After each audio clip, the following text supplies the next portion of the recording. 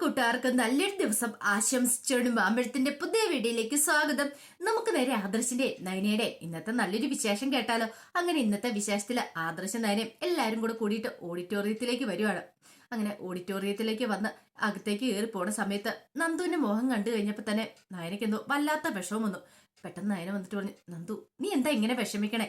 സങ്കടപ്പെടണ്ട മോളെ, നീ ധൈര്യമായിട്ടിരിക്കുക. നിനക്ക് ഇതിനേക്കാൾ നല്ലൊരു പയ്യനെ കിട്ടുമെന്ന് പറയാം. ഇത് കേട്ട് കഴിഞ്ഞപ്പോ നബിയെ പറഞ്ഞു, അല്ലേലും പറഞ്ഞിട്ടൊരു കാര്യമൊന്നുമില്ല. ദേ ഇപ്പം നന്ദു കാരണമല്ലേ അനാമികയുടെ വിവാഹം നടക്കാൻ പോകുന്നത്. 4-5 ഗുണ്ടകളെ ഒറ്റയടിക്ക് ഇവള് തല്ലി ഒതുക്കിയത് കൊണ്ടല്ലേ, അല്ലെങ്കിൽ അവൾ എങ്ങനെ രക്ഷപ്പെട്ടാനും ഈ കല്യാണം ഉറപ്പായിട്ടും മുടങ്ങിപ്പോയനും. ഇത് കേട്ടതും കനക പറഞ്ഞു, ഇനിയിപ്പൊ അതിനെക്കുറിച്ചൊന്നും കൂടുതൽ പറയാതിരിക്കുന്നത് നല്ലത്. അങ്ങനെ രക്ഷിച്ചിട്ട് എന്താ അവര് പറഞ്ഞുകൊണ്ട് നടന്നേ? നന്ദുവാണ് ഇതിനെല്ലാം പിന്നിലെന്ന്. പെട്ടെന്ന് നബി പറഞ്ഞു, ഒന്നിനെ രക്ഷിക്കണ്ടായിരുന്നു, അവിടെ കിടന്നോട്ടെന്ന് വെച്ചാൽ മതിയായിരുന്നു. അങ്ങനെയാണെങ്കിൽ നന്ദുവിന് ഇനിയിപ്പൊ സങ്കടപ്പെടേണ്ട കാര്യം വരില്ലായിരുന്നു പറയാ. നയന പറഞ്ഞു, അങ്ങനെ പറയരുത് നവ്യേച്ചി, ഇനിയിപ്പം നമ്മളായിട്ട് ഒരു പ്രശ്നം ഇവിടെ ഉണ്ടാക്കാൻ പാടില്ലെന്ന് പറയാം. നവ്യ പറഞ്ഞു, എനിക്ക് നല്ല ദേഷ്യം വരുന്നുണ്ട്.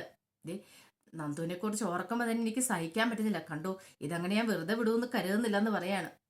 പിന്നീട് എല്ലാരും കൂടെ അങ്ങോട്ട് അകത്തേക്ക് കയറി പോവാ. ഈ സമയത്താണ് അനാമയുടെ ആൾക്കാരങ്ങോട്ട് വരുന്നത്. അനാമികയെ അവരെല്ലാരും കൂടെ അങ്ങോട്ട് ഇറങ്ങി വരുവാണ്. ഈ സമയം വേണു ചുറ്റും പുറമൊക്കെ നോക്കുവാണ്. ഈ നോട്ടം കണ്ടു കഴിഞ്ഞപ്പോ രേവതി ചോദിച്ചു, അല്ല എന്താ വേണുവേട്ടൻ നോക്കുന്നത്? അല്ല ആ ഉപേന്ദ്രന്റെ ആൾക്കാര് അവരെവിടെ എങ്ങാനും ഉണ്ടോ നോക്കിയതാ. എന്റെ വേണുവേട്ട ഇങ്ങനെ മനുഷ്യരെ ടെൻഷൻ എടുപ്പിക്കില്ലേ, എന്നാളോ അയാള് വരാൻ പോകുന്നില്ലെന്ന് പറയാണ്. ഇത് കേട്ട് കഴിഞ്ഞപ്പോ അനാമികയോട്, ശരിയാച്ചാ മിക്കവാറും വരത്തില്ല. കാരണം ഇവിടെ ഒന്നൊരു പ്രശ്നം ഉണ്ടാക്കാനായിട്ട് അയാളും അയാളുടെ ഗുണ്ടകളും ഒന്ന് ഭയക്കും. കാരണം അനന്തപുരിക്കാരുമായിട്ടല്ലേ മുട്ടാൻ പോന്നേ. അത് ചെറിയ കാര്യമല്ലോ. അതുകൊണ്ട് ആ കാര്യത്തിൽ അച്ഛൻ്റെ ഒരു പേടി വേണ്ടെന്ന് പറയണം. അങ്ങനെ അവരങ്ങോട്ട് അകത്തേക്ക് കയറി പോവാ. അകത്തേക്ക് കയറിപ്പോയി അങ്ങനെ റെസ്റ്റ് റൂമിൽ പോയി ഇരിക്കുകയാണ് അനാമിക. ഈ സമയത്ത് രേവതി വന്നിട്ട് പറഞ്ഞു, എന്നാലും മോളെ എനിക്കെന്തോ വല്ലാത്തൊരു സങ്കടമാണെന്ന് പറയാം. എന്തിനാ അമ്മ സങ്കടപ്പെടുന്നേ? എന്റെ മോളെ ഈ കല്യാണം ഒന്ന് കഴിഞ്ഞാലോ ഒരു സമാധാനമാവുള്ളൂ.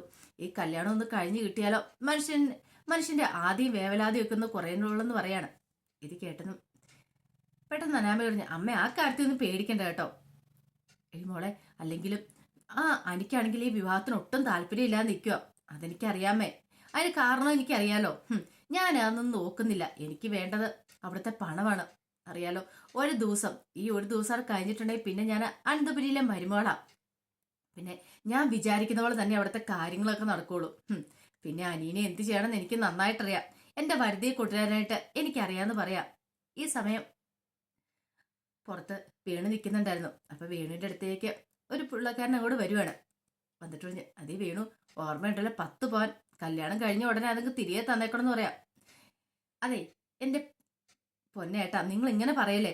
ഞാൻ വാങ്ങിച്ചിട്ടുണ്ടെങ്കിൽ ഉറപ്പായിട്ടും തിരികെ തന്നിരിക്കും. നിങ്ങളുടെ കയ്യിൽ നിന്ന് മാത്രമല്ല, വേറെ പലരുടെ കയ്യിൽ നിന്ന് ഞാൻ ഇങ്ങനെ വാങ്ങിയിട്ടുണ്ട്. അങ്ങനെ ഈ കല്യാണം നടത്തുന്ന പോലും. പിന്നെ കല്യാണം കഴിഞ്ഞു കഴിഞ്ഞാൽ പിന്നെ അവിടുത്തെ അനന്തപുരിയിലെ മരുമോള എന്റെ മോള്. ആ ഒരു ഓർമ്മ നിനക്ക് വേണം.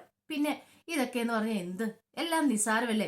നിനക്ക് തരാനുള്ളത് മുഴുവൻ ഞാൻ തന്നിരിക്കും. പിന്നെ ഉപേന്ദ്രന്റെ കാര്യം അറിയാലോ, അതിന്റെ ഇടയ്ക്ക് അവൻ വന്നൊരു പ്രശ്നങ്ങൾ ഉണ്ടാക്കാതിരുന്ന മതി എന്ന് പറയാണ്. ഈ സമയത്താണ് അനിയ അങ്ങോട്ട് വന്ന് ഇറങ്ങുന്നത്. അനിയെ പിന്നീട് കാലൊക്കെ കഴുകി സ്വീകരിച്ച് അകത്തേക്ക് അങ്ങോട്ട് കൊണ്ടുപോവാണ്. ഇത് കണ്ടോ നന്ദുവിനെ അങ്ങോട്ട് സഹിച്ചില്ല. എല്ലാരും ആ ഒപ്പം പോയ കഴിഞ്ഞപ്പം നന്ദു പതുക്കെ പുറത്തേക്ക് അങ്ങോട്ട് ഇറങ്ങുവാണ്. പിന്നീട് നയന നോക്കിക്കഴിഞ്ഞപ്പോ നന്ദുവിനെ അവിടെയും കാണുന്നില്ല. നവ്യയോട് ഒന്നിച്ചു, അല്ല നവ്യേച്ചി നന്ദുവിനെ കണ്ടോന്ന് ചോദിക്കുക. ഇല്ല ഇവിടെയും കണ്ടില്ലല്ലോ എന്ന് പറയാ. അവളിത് എവിടെ പോയി എന്നോർത്തിട്ട് നയനെ അങ്ങോട്ട് പോവാണ്. അങ്ങനെ അകത്ത് കയറി കഴിഞ്ഞു കഴിഞ്ഞപ്പോഴത്തേനും അനിക്കാണ് വല്ലാത്തൊരു വെപ്രാളവും വിഷമവും ഒക്കെ. എന്ത് ചെയ്യണമെന്നറിയില്ല. ഇതുവരെ ഇല്ലാത്തൊരു വല്ലാത്തൊരു ബുദ്ധിമുട്ടൊക്കെ. അങ്ങനെ വെപ്രാളപ്പെട്ടിരിക്കുന്ന അനിയുടെ അടുത്തേക്ക് ആദർശ് വരുവാണ്. ആദർശ് വന്നിട്ട് ചോദിച്ചു, നീ എന്താടാ ഇങ്ങനെ ഇരിക്കുന്നത്? നിന്റെ മുഖം എന്താ വല്ലാതിരിക്കണേ? എന്തോ ഇപ്പൊ കരയുന്ന മട്ടിലാണ് ഇരിക്കുന്നതെന്ന് പറയാ. ഒന്നുമില്ല ആദർശേട്ടാ. എടാ നീ കല്യാണ ചെറുക്കനാ, അതിൻ്റെതായ ഒരു സന്തോഷമൊന്നും നിന്റെ മുഖത്ത് കാണുന്നില്ലോ. ഇങ്ങനെ നീ ഇരുന്നിട്ട് കാര്യമില്ലെന്ന് പറയാം. ഞാൻ പിന്നെ എന്ത് ചെയ്യണമെന്ന് ആദർശേട്ടൻ പറയണേ? ഒന്ന് പറഞ്ഞു തന്ന ഉപകാരമായിരുന്നു. ആദർശേട്ടൻ എല്ലാം അറിയാലോ, കാര്യങ്ങളെല്ലാം അറിയാലോ. ഈ സത്യങ്ങളെല്ലാം അറിഞ്ഞു വെച്ചിട്ട് എനിക്ക് എങ്ങനെ എല്ലാവരുടെ മുന്നിൽ ചിരിക്കാൻ കഴിയും? എന്റെ മനസ്സ് നിറയെ ഇപ്പോഴും നന്ദുവാന്ന് പറയണം. ഇനി ഒരു കാര്യം ഞാൻ പറഞ്ഞേക്കാം, ഇനി നീ അതിനെക്കുറിച്ചൊന്നും ചിന്തിക്കേണ്ട. അത് ചിന്തിക്കേണ്ട സമയം ഉണ്ടായിരുന്നു. മുമ്പ് നീ എന്നോട് ഒരു വാക്കു പറയായിരുന്നെങ്കിൽ ഇനിയിപ്പൊ അതിനെക്കുറിച്ചൊന്നും ചിന്തിക്കേണ്ടെന്ന് പറയാം. എന്നാലും ആദർശേട്ടാ, ഇങ്ങനെയൊക്കെ പറഞ്ഞാലും എന്റെ മനസ്സിന്റെ വിഷമം ഞാൻ പിന്നെ മറ്റാരോടും അങ്ങൊന്ന് പോയി പറയണേ? ആദർശനെ അറിയാലോ, എനിക്കെന്തോ അനാമയിനെ അങ്ങോട്ട് ഉൾക്കൊള്ളാൻ പറ്റുന്നില്ല. അവളുടെ സ്വഭാവം ശരിയല്ലാത്ത പോലെ തോന്നും. എടാ നിനക്കിത് ഇപ്പോഴാണോ തോന്നുന്ന സ്വഭാവം ശരിയല്ലെന്ന്? എന്റെ ആദർശേട്ടാ, എനിക്കിത് പണ്ടേ തോന്നിയ കാര്യമാണ്. പക്ഷേങ്കില് നിങ്ങൾ എല്ലാരും സമ്മതിച്ചോ? അതെ, ഈ കല്യാണം ഉറപ്പിക്കുന്ന സമയം ഞാൻ പറഞ്ഞല്ലേ എനിക്കിത് വിവാഹം വേണ്ട വേണ്ടാന്ന്. എന്നിട്ട് ആരെങ്കിലും കേട്ടോന്ന് ചോദിക്കാം. ഈ സമയം ആദർശ് പറഞ്ഞു, നീ പറയുന്നതൊക്കെ ശരിയായിരിക്കും, പക്ഷേങ്കില് എന്തോ എനിക്കതും കൂടെ ഉൾക്കൊള്ളാൻ പറ്റുന്നില്ല. ദേ, ഇനിയിപ്പം നിന്റെ ഭാര്യയായിട്ട് വരാൻ പോകുന്ന അനാമിക, ആ ഒരു ചിന്ത മാത്രം മതി. ബാക്കി ആരെയും നീ ബുദ്ധിമുട്ടിപ്പിക്കരുത്. ദൈവത്തെ ഓർത്ത് ഒരു പ്രശ്നം ഉണ്ടാക്കരുത്. എല്ലാവരുടെയും മുന്നിൽ നീ ഒന്ന് അഭിനയിക്കുക. കുറച്ച് സമയത്തേക്കൊന്ന് അഭിനയിച്ച് നിൽക്കാൻ മാത്രമേ വഴിയുള്ളൂ. അല്ലെങ്കിൽ അറിയാലോ പിന്നീട് അവിടെ എന്താ സംഭവിക്കാൻ പോകുന്നോർത്ത് എന്നും പറഞ്ഞ് ആദർശ് അങ്ങോട്ട് പോവാണ്. പിന്നീട് അനാമികയുടെ അച്ഛനും ജയനും അജയനും എല്ലാരും കൂടെ സംസാരിച്ചുകൊണ്ടിരിക്കുക. ഈ സമയം അനാമികയുടെ അച്ഛൻ ചോദിച്ചു, അല്ല ആദർശിന്റെ മുത്തശ്ശൻ വന്നില്ലേന്ന് ഇരിക്കും. ഇത് കേട്ടാൻ പെട്ടെന്ന് ജയൻ പറഞ്ഞു, വന്നില്ല എന്ന് പറയാം. അതെന്താ? അല്ല, ഇപ്പൊ തന്നെ ആദർശിന്റെ മുത്തശ്ശൻ ഐസിയിലാണ്. കാരണം അച്ഛന് നല്ല സുഖമില്ല. ഈ അവസ്ഥയിൽ അച്ഛനും കൂടെ വരാൻ പറ്റുമെന്ന് അറിയത്തില്ല. എന്തെങ്കിലും ഓപ്ഷൻ ഉണ്ടെങ്കിൽ അച്ഛൻ ഉറപ്പായിട്ടും ഇങ്ങോട്ട് വരും. പിന്നെ അച്ഛന്റെ ഏറ്റവും വലിയ ആഗ്രഹമായിരുന്നു ഈ കല്യാണം കൂടണം എന്നുള്ളത്. ഡോക്ടറോട് ചോദിച്ചിട്ടുണ്ട്. ഡോക്ടർ എന്താ പറയണമെന്ന് അറിയില്ല എന്ന് പറയണം. ഈ സമയം വേണു പറഞ്ഞു, എന്തോ അരിക്കാണെങ്കിൽ ഈ വിവാഹത്തിന് അത്ര സമ്മതം ഇല്ലാത്ത പോലെ ആയിരുന്നല്ലോ എന്ന് പറയാം. ഇത് കേട്ടൻ ജയൻ പറഞ്ഞു, അങ്ങനെയൊന്നും ഇല്ലെന്നേ, കല്യാണം കഴിയുന്നോടെ ഇതെല്ലാം മാറിക്കോളും. ഞങ്ങൾ ഈ കല്യാണം മാറ്റിവെക്കാൻ തന്നെ തീരുമാനിച്ച, മുത്തച്ഛന് വയ്യാത്തോണ്ട്. ഈ സമയം വേണു ചാടി പറഞ്ഞു, അതിന്റെ ആവശ്യമൊന്നുമില്ല. എന്തിനാ കല്യാണം മാറ്റിവെക്കുന്നത്? ഇത്ര നല്ലൊരു മുഹൂർത്തം വേറെ കിട്ടാനില്ലെന്നാ ജോത്സ്യര് പറഞ്ഞേ. അതുകൊണ്ട് മാറ്റിവെക്കേണ്ട കാര്യമൊന്നുമില്ല. വേണുവിന്റെ ചങ്കിനകത്തൊരു ഇടിപ്പ. എന്റെ ഭഗവാനെ, ഇനി കല്യാണം കൂടെ മാറ്റിവെച്ച അതോടുകൂടി തീർന്നു. തന്റെ മോളുടെ ജീവിതം അതോടുകൂടി തീർന്നു തന്നെ പറയാം. ഈ സമയത്ത് ജലജ ഇങ്ങനെ ഓരോന്നൊക്കെ ആലോചിച്ച് ടെൻഷൻ അടിച്ച് നിൽക്കുകയാണ്. അപ്പൊ ജലജയുടെ അടുത്തേക്ക് ദേവേനെ അങ്ങോട്ട് കയറി വരുവാണ്. ദേവേനെ വന്നിട്ട് ചോദിച്ചു, നീ എന്താ ജലജ ഇങ്ങനെ മാറി നിൽക്കുന്നേ? അല്ല, അബീനെയും കണ്ടില്ലോ എന്ന് പറയാം. അബി അച്ഛൻ്റെ അടുത്താന്ന് പറയണ. ഇവിടെ എല്ലാരും ഇങ്ങോട്ട് വന്നിട്ടുണ്ടെങ്കിൽ അച്ഛൻ്റെ അടുത്ത് ആരെങ്കിലും വേണ്ടേ? അല്ല, അവിടെ വേറെ ആൾക്കാരുണ്ടല്ലോ നോക്കാനായിട്ട്. അത് പറഞ്ഞിട്ട് കാര്യമില്ല. അബിയും കൂടെ വേണ്ടേ? വീട്ടിലുള്ള ആരെങ്കിലും വേണ്ടേന്ന് ചോദിക്കുക. അതുകൊണ്ടാന്ന് പറയാം. പിന്നീട് ജലജ പറഞ്ഞു, അതേ അനാമിക കയറി വരാൻ പോന്നേ, മൂത്ത മരുവാണെന്ന് പറഞ്ഞിട്ട് കൂടുതൽ തലയെ കയറ്റിയും കൂടെ വെക്കാൻ പോകണ്ടെന്ന് പറയാം. കാരണം അറിയത്തില്ല അവളുടെ സ്വഭാവം എന്താ എങ്ങനെയാന്നൊക്കെ. അതുകൊണ്ടാണ് ഞാൻ പറഞ്ഞെന്ന് പറയാം. ഇത് കേട്ട് കഴിഞ്ഞപ്പോ പെട്ടെന്ന് ദേവേന പറഞ്ഞു, എനിക്കറിയാം, അവളുടെ വീട്ടുകാരും അവളൊക്കെ നല്ല കുടുംബക്കാരാ, നല്ല ആഢ്യത്യമുള്ളവരാ. അല്ലാതെ നമ്മുടെ രണ്ട് മരുമക്കളെ പോലെ അതുപോലെ അത്ര താഴെ കിടക്കുന്ന കുടുംബമൊന്നുമല്ല. നമ്മുടെ അന്തസ്സിന് യോജിച്ച കുടുംബമാണ്. അതുകൊണ്ട് ആ കാര്യത്തിൽ ഒരു ടെൻഷൻ വേണ്ടെന്ന് ജലജയോട് പറയണം. ജലജ പറഞ്ഞു, എന്നാലും എനിക്കെന്തോ ഒരു വല്ലായ്മ തോന്നുന്നുണ്ട്. ഇത് കേട്ട് ദേവേന് പറഞ്ഞു, നീ എന്തിനാ വിഷമിക്കണേ? അതെ, നമ്മുടെ മരുമക്കളുടെ അവരെന്ത് ചെയ്യുന്ന വീട്ടുകാരെന്താ ചെയ്തേ? കള്ളത്തരം മാത്രമല്ലേ നമ്മളോട് കാണിച്ചിട്ടുള്ളൂ. എന്നിട്ടോ എന്താണ് അതിന്റെ നാലൊന്നും വരത്തില്ല. ഇവര് എല്ലാം കൊണ്ടും നല്ല കുടുംബക്കാരാ. നല്ല തല ഉയർത്തി പിടിച്ച് നടക്കുക തന്നെ ചെയ്യാം. ആ ഒരു അന്തസ്സോ ആഭിജാതിയോ ഒക്കെ അവർക്കുണ്ടെന്ന് പറയണം. ഇതൊക്കെ പറഞ്ഞ് സംസാരിച്ചിട്ട് ദേവേനെ അങ്ങോട്ട് ഇറങ്ങിപ്പോവാ. ഈ സമയം ജലജൻ മനസ്സിൽ പറഞ്ഞു, കണ്ടാ മതിയായിരുന്നു, എങ്ങനെയാവെന്ന് കണ്ടറിയാം. വരുമ്പം തന്നെ തലയിലേക്ക് അങ്ങോട്ട് കയറ്റി വെക്കും. എന്നിട്ട് അവസാനം ഒന്നും മേലാത്ത അവസ്ഥയിലേക്ക് പോവും. ഈ സമയം നയന നേരെ നവ്യയുടെ അടുത്തേക്ക് എന്നിട്ട് ചോദിച്ചു, അല്ല നന്ദുവിനെ ഇവിടെയും കാണുന്നില്ലോ എന്ന് പറയണം. അപ്പോഴാണ് കനകയും ഗോവിന്ദനും കൂടെ അങ്ങോട്ട് വരുന്നത്. ഗോവിന്ദൻ വന്നിട്ട് പറഞ്ഞു, എന്നാലും അവളിത് എവിടെ പോയി? നയന പറഞ്ഞു, ഞാൻ നോക്കിയിട്ട് വരാമെന്ന് പറഞ്ഞുകൊണ്ട് അങ്ങോട്ട് പോവാണ്. ഈ സമയം നവ്യ പറഞ്ഞു, മിക്കവാറും അവൾക്ക് കല്യാണം കണ്ടുകൊണ്ട് നിൽക്കാനുള്ള ത്രാണിയില്ലായിരിക്കും.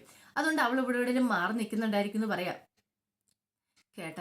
ഇത് കേട്ട് കഴിഞ്ഞപ്പോൾ കനക പറഞ്ഞു, ശരിയാ, ഒരു പക്ഷേങ്കില് നന്ദൂട്ടന്റെ സ്വഭാവം എനിക്കറിയാം, നന്ദൂട്ടന്റെ മനസ്സും എനിക്ക് അറിയാൻ കഴിയും. ഈ കല്യാണം കഴിഞ്ഞതിന് ശേഷം വേണം അവൾക്ക് നല്ലൊരു ജീവിതം ഉണ്ടാക്കി കൊടുക്കാനായിട്ട്. പാവന്റെ നന്ദൂട്ടൻ എത്രമാത്രം വേദനിക്കുന്നുണ്ടെന്ന് അറിയാവോ? നവ്യ പറഞ്ഞു, എല്ലാത്തിനും കാരണക്കാരി അനാമിക. അനാമികയ്ക്കാണെ അറിയാം എനിക്ക് ഇഷ്ടമില്ലാന്ന്. പിന്നെ അവൾ വലിഞ്ഞു കയറി ഇങ്ങോട്ട് നിൽക്കുക. അതെങ്ങനെയാ? അനന്തപുരിയിലെ മരുമകളാണെന്നുള്ള ആഗ്രഹം കൊണ്ടല്ലേന്ന് ചോദിക്കുക. ഇത് കേട്ടതും കനക പറഞ്ഞു, അത് ശരിയാന്ന് പറയണ. പെട്ടെന്ന് ഗോവിന്ദൻ കനകയോട് പറഞ്ഞു, നീ അങ്ങനെ പറയരുത് കനകെ. ഇവരെ വീട്ടിലേക്ക് അയക്കുന്നതിന് മുമ്പ് നിനക്ക് എന്തൊക്കെ പ്രതീക്ഷകളായിരുന്നു? വലിയ വീട്ടിലേക്ക് കെട്ടിച്ചു വിടണം, എന്തൊക്കെ ആഗ്രഹങ്ങളായിരുന്നു. ഇപ്പൊ നിന്റെ ആഗ്രഹങ്ങളൊക്കെ മാറിയില്ലേ? നിനക്ക് മനസ്സിലായില്ലേ വീടിന്റെ വലിപ്പത്തിലോ വീട്ടിലോ അല്ല കാര്യം, അവിടെയുള്ള ആ വീടിന്റെ സമാധാനത്തിലായിരിക്കും കാര്യം എന്ന്. ഒരു പക്ഷേങ്കിൽ നമ്മളെക്കാളും താഴ്ന്ന ഒരു ഭാവിയിലേക്കാ കെട്ടിച്ചിരുന്നെങ്കിൽ നല്ല സുഖവും സുന്ദരമായിട്ട് അവർ ജീവിച്ചേനെന്ന് പറയാം. ഇനിയിപ്പം അതിനെക്കുറിച്ചൊന്നും പറഞ്ഞിട്ട് ഒരു കാര്യമില്ല ഗോവിന്ദേട്ടാന്ന് പറഞ്ഞിട്ട് കനിക അങ്ങോട്ട് പോവാണ്. ഈ സമയം നന്ദു ക്ഷേത്രത്തിന്റെ അവിടെ വന്ന് ഇങ്ങനെ എന്ത് ചെയ്യണമെന്ന് അറിയില്ലാതെ ഇങ്ങനെ ഇരിക്കുക. നന്ദുവിന്റെ മനസ്സിൽ മുഴുവനും അനിയെക്കുറിച്ചുള്ള ചിന്തകളായിരുന്നു. കണ്ണൊക്കെ നിറഞ്ഞു ഒഴുകിക്കൊണ്ടിരിക്കുക. ആ സമയത്ത് ഒരു സ്വാമി അങ്ങോട്ട് വരുന്നേ. എന്നിട്ട് ചോദിച്ചു, എന്തിനാ മോള് കരയണേന്ന് ചോദിക്കുക. ഒന്നുമില്ല, ഞാൻ കരഞ്ഞില്ലോ എന്ന് പറയണേ. കള്ളത്തരം പറയണ്ട, എനിക്ക് മനസ്സിലായെന്ന് പറയാ. എന്തോ മോളുടെ മുഖം കണ്ടിട്ട് എനിക്കൊരു വിഷാദ ഭാവം തോന്നുന്നുണ്ടല്ലോ എന്ന് പറയാണ്. ഏയ് എനിക്ക് പ്രശ്നമൊന്നും ഇല്ലാന്ന് പറയണ. അതേ മോളെ, ഇങ്ങനെ മോളും ഓരോന്നിടത്തും മനസ്സ് വിചാരിച്ചിരിക്കണ്ട. മോള് മനസ്സ് കാര്യങ്ങൾ നടക്കുന്ന മോള് മനസ്സിൽ ചിന്തിക്കുന്ന കാര്യങ്ങളെല്ലാം നടക്കുമെന്ന് പറയാണ്.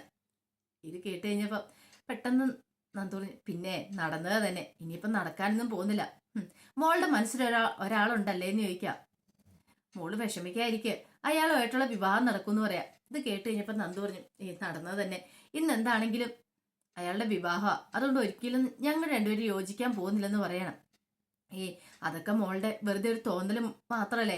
അയാൾ ഇനിയിപ്പോ എത്ര കല്യാണം കഴിച്ചാലും മോളോടൊപ്പം ആയിരിക്കും ഒരു ശാശ്വതമായ ജീവിതം അയാൾക്ക് ഉണ്ടാകാൻ പോകുന്നത്. അത് മാത്രമല്ല, മോളുടെ ഭർത്താവായിട്ട് മോളുടെ ജീവിതത്തിലേക്ക് കടന്നു വരാൻ പോകുന്ന ആള് അയാളാന്ന് പറയാം. ഇത് കേട്ടപ്പം നന്ദു പറഞ്ഞു, അങ്ങനെയൊന്നും ഉണ്ടാകത്തില്ല, എനിക്കറിയാം. അവർക്ക് രണ്ടുപേർക്കും നല്ലൊരു ജീവിതം കിട്ടാൻ വേണ്ടിയാണ് ഞാൻ പ്രാർത്ഥിക്കണേന്ന് പറയാം. ഇത് കേട്ടോ അയാൾ പറഞ്ഞു, ഞാൻ പറയാനുള്ളത് പറഞ്ഞു, ഇനി മോൾക്ക് പതിയെ കാര്യങ്ങളെല്ലാം മനസ്സിലാവുമെന്ന് പറഞ്ഞിട്ട് അങ്ങോട്ട് എഴുന്നേറ്റ് പോവാണ്. പിന്നെ നന്ദുവിന് അവിടെ ഇരിക്കാൻ തോന്നില്ല. നന്ദു നേരെ ശ്രീകോളിന്റെ അകത്തേക്ക് വന്നിട്ട് ക്ഷേത്രത്തിനകത്തേക്ക് കയറിയിട്ട് അവിടെ ഒന്ന് മനോരിന്ന് പ്രാർത്ഥിക്കുകയാണ്.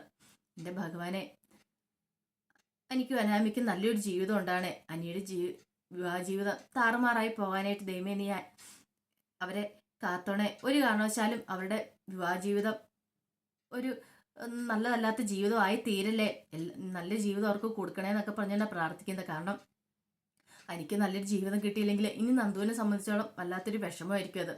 താൻ കാരണമാണല്ലോ എന്നൊരു ചിന്തയൊക്കെ വരും. അതുകൊണ്ടാണ് പോയി പ്രാർത്ഥിക്കുന്നത്, അവർക്ക് രണ്ടുപേർക്കും നല്ലൊരു ജീവിതം കിട്ടാനായിട്ട്.